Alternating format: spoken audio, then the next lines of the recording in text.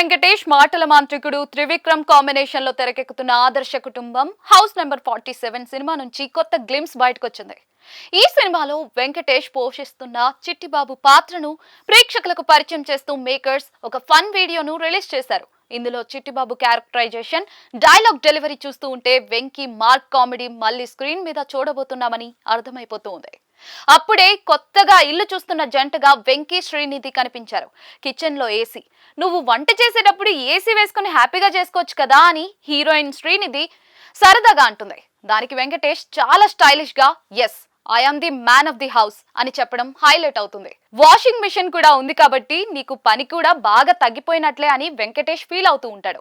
నిజానికి ఇంట్లో వంటల నుంచి బట్టలు ఉతకడం వరకు అన్ని అతనే చేసుకుంటూ తనను తాను బాస్ గా ఫీల్ అయ్యే క్యారెక్టర్ లో వెంకీ కనిపించనున్నట్లుగా తెలుస్తోంది.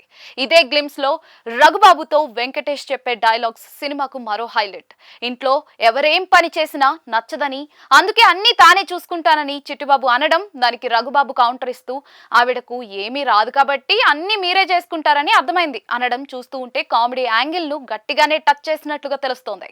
ఈ చిన్న డైలాగ్ ఎక్స్చేంజ్ తోనే సినిమాలో హీరో క్యారెక్టర్ ఎంత ఎంటర్టైనింగ్ గా ఉండబోతోందో త్రివిక్రమ్ హింట్ ఇచ్చారు. అలాగే నారా రోహిత్ ఆదర్శ కుటుంబం అని చెప్పడం మరో హైలైట్. అతని పాత్ర సినిమా కథలో చాలా కీలకమని తెలుస్తోంది. ఇందులో వెంకటేష్ ఇద్దరు పిల్లల తండ్రిగా ఒక సాధారణ కుటుంబ పెద్ద పాత్రలో కనిపించనున్నారు. భార్య స్వర్ణ పాత్రలో శ్రీనిధి శెట్టి నటిస్తుంది. వీరిద్దరి కాంబినేషన్ చూస్తూ ఉంటే స్క్రీన్ మీద ఏదో కొత్త మ్యాజిక్ చేయబోతున్నారనిపిస్తుంది. ఇక సినిమా కథలో ఎప్పుడూ ఇంటి పనులతో బిజీగా ఉండే ఒక సగటు భర్త పాత్రలో వెంకటేష్ కనబరిచిన హావభావాలు ప్రతి ఒక్కరికి ఈజీగా కనెక్ట్ అవుతాయి.